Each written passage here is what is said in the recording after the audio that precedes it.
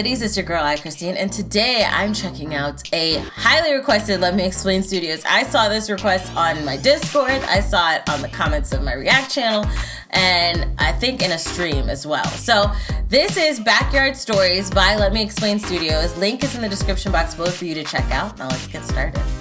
Ah, the backyard. Oh, the no. personal wonderland of suburban kids everywhere. Reminds me of like a place fun I of used to have at my grandma's curiosity and house. imagination.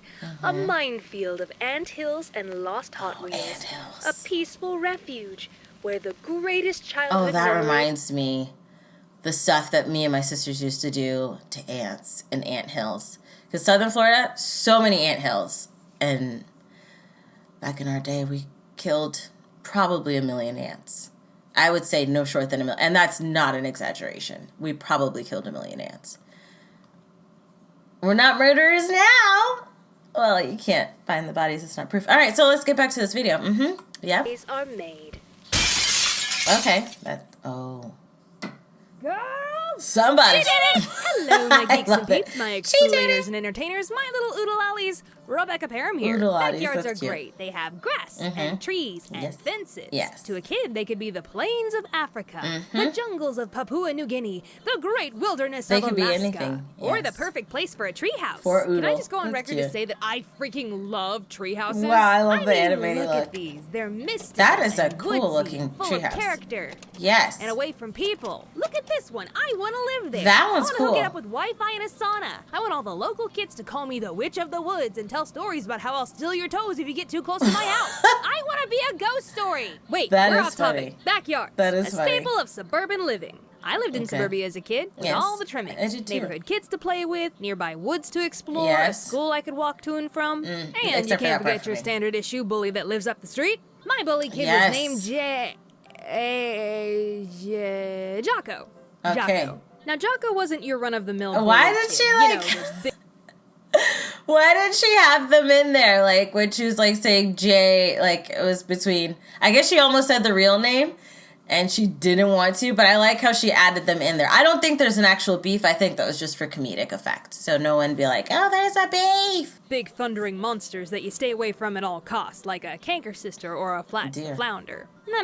Jocko was more like Buford from Phineas and Ferb. Still Oh. a bully, but one that got involved in the adventures, Yeah, and he you would come and invited have over for fun. a game of baseball sometimes. He was a weird I one love for sure. Phineas and One time Ferb. we were over at his house in his backyard, and he needed to release the hounds. Oh.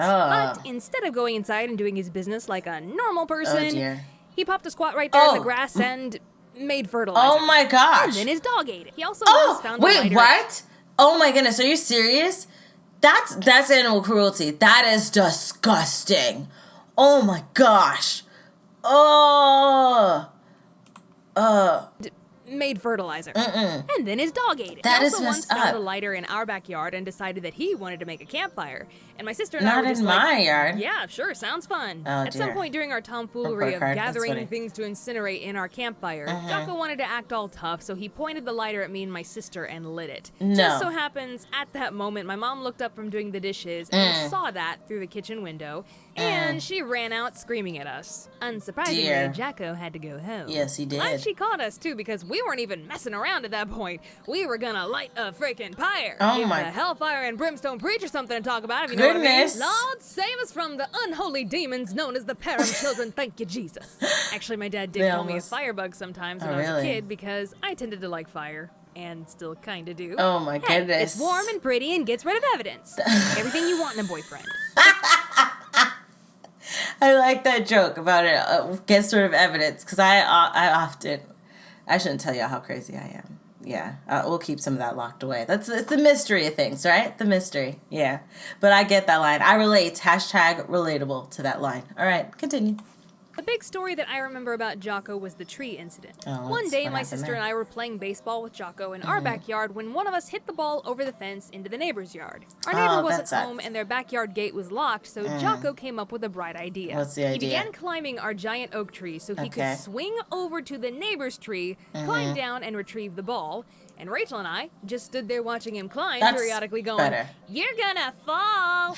We're gonna have to call the fire department to get you down." That's Which I funny. think only strengthened his resolve to make his brilliant plan work because he just kept climbing. All right. Strap in for this one, explainers. It gets good. When he Oh, got dear. close to the neighbor's tree and was about 15 feet off the ground, he grabbed a pencil-thin branch in his hands and actually tried to swing to the neighbor's tree like he was freaking Tarzan. Oh, my goodness. Apparently, Jocko has never seen a Wile E. Coyote cartoon because then he would have known better. Who says cartoons rot your brain? Oh, dear. Guess what? The branch snapped. Of course. Oh, fell 15 feet, right? Because she said he was 15 feet.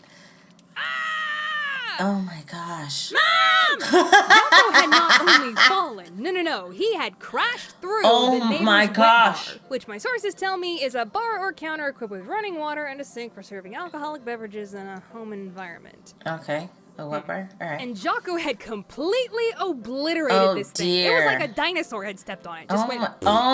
Jocko was screaming so loud that his dad, who was working in their front yard up the street, heard it, came running, and kicked in the neighbor's gate to get to him. He ended up having a broken arm, which I'm still surprised to this day that that's all that happened. That's good, the damage that I saw to this wet bar, I'm surprised he's not dead. Yeah. There should have been some fractured ribs or brain damage or something. Right. Well, I guess if you're meant to hang, you won't drown. He also had to pay the neighbor back for the wet bar. Just to add insult to injury. That's rolling on with the theme of breaking things, my sister and I actually did the childhood cliche of breaking a window with a baseball. Oh, dear. You thought that opening skit was just a witty farce. That didn't happen. No, actually happened. My sister and I were in the backyard playing baseball with the neighborhood kids. They're so cute. There. I was pitching, she was batting. I tossed her the ball. She hit it. It veered off to the right and crashed right through my parents' bedroom window. Oh my gosh. And everyone in that backyard, except Rachel, hit the deck. My parents came racing outside and found my sister standing there with bat in hand. She was terrified. Both of my parents were mad, but my mom told Rachel to go get her piggy bank because she was going to pay for it. But Dad jumped in and said, "Hey, that's not fair. It was an accident. Every kid gets to break one window with a baseball." Oh, that's sweet. That was my dad for you. He never forgot what it was like to be a kid, so he wanted the most fulfilling childhood for us. That's including all of the classic mistakes, like breaking a window with a baseball. So now I gotta tell one on me. About time, I suppose. But that's super kind. That's a really kind father to say, no, every kid gets to break at least one window. That's kind. I can honestly say I wouldn't be that kind. I would not be that kind. If you thought the mom was mean to be like, oh, get your piggy bank, you paying for this window, I think my child would have been like, I wish that's what my mom did. Because you break it. Listen, I pay for this house, bruh. Okay, so compensation gonna happen, bruh. And you gonna feel it, all right? It's hilarious that he was that kind. So maybe in this situation, my husband might say that, to save our child from pain and misery because they broke my window. I would be highly upset. I'm not going to lie. I'd be highly upset. I might also laugh if I came out and all the other kids are just like down on the ground, like SWAT came in. They're like, get down. And the one's just terrified with the bat. But yeah, she won't have to pay. About 9 and should have known better. I'd sometimes pass the time in the backyard by taking an old fence post, laying it over the side of our raised garden beds, and jumping on the end of it, launching an array of different materials into the air. Really? Rocks, pebbles, grass, sticks, anything. Oh, dear. This is what we did before we had the internet, kids. Okay, One day, I really wanted to launch a ball. That's like a funny off of my thing to do. catapult, but there was a problem. The ball would roll off of the fence post before I could launch it. Right. Physics. Who knew? And in order to complete my little experiment, what did you do? I needed an assistant. Okay. Oh, David! My little brother David was about 3 at the time and was very susceptible to suggestion, which worked out perfectly for me, not so perfectly for him. I told him on the count of 3 he was going to put the ball on the fence post so I could quickly jump on the other end before it rolled off. Simple enough, wouldn't you say? No. But when I counted to 3 to commence our experiment, he did something a little unforeseen. He leaned down directly over the fence post to very carefully place the ball. And by the time I looked over and saw him doing that, it was too late. Oh my God! My entire weight came down and the fence post smacked him right in the face. Oh my gosh. Well, I'm dead. I bequeath everything to my Teddy Ruxpin. Oh, David that's rightfully cute. screamed at the top of his lungs and ran inside to Mom and Dad, who were not happy at all. David's whole face swelled up. There was a puncture wound on his cheek that was maybe an inch away from his eye. Oh, dear. And he still has a scar there to this day. Really? I don't remember this happening. I got in a lot of trouble, and my parents yelled at me that I could have blinded him. Yeah, that's even though true. It was an accident, and he wasn't supposed to put his face over the catapult. That does not change but anything. I felt really bad, to the point where I still felt bad years later into adulthood when someone would bring up this story. But now, I've animated it and shown it to 1 million people, so it holds no more power over me anymore.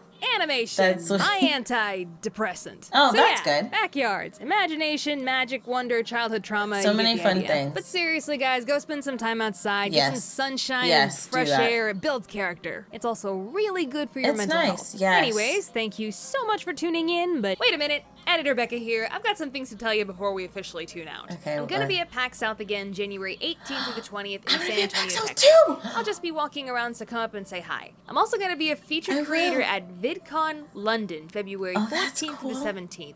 Oh, I'm going to be in PAX South. I have to reach out and be like, hey, I just want to at least take a picture with you. That's what I want to do. Oh my goodness, she's going to be there. Also, I'm going to be at PAX South. I'm going to be walking around also trying to find Rebecca Parham. So if you want to join me, meet me there, okay? This was a lot of fun. It takes me back to a lot of memories I had growing up where me and my sisters, it was just me and my sisters and my brother, like he would play with us for a long time, but there was an age difference. So when it got to a point where we were like not playing outside anymore, that's when I do feel bad for him because, you know, he was still really young. So we were all like, you know, either we were working because that's when me and my sister got a job, and my other sister, she would play with my brother. So I guess he had her, but sometimes she would just want to be by herself or whatever. But I remember we would get into a lot of things that I am going to prepare my daughter for. Like, listen, I know you want to be adventurous, you want to explore. However, I don't think a lot of kids do that now. I remember we would go, like the woods beside my grandmother's house was like this. It was like the quintessential, like if you see a 90s movie, like the woods were like a scary place, and if you go in there, you die, or there was definitely bodies in the woods. Like that's the belief that we had.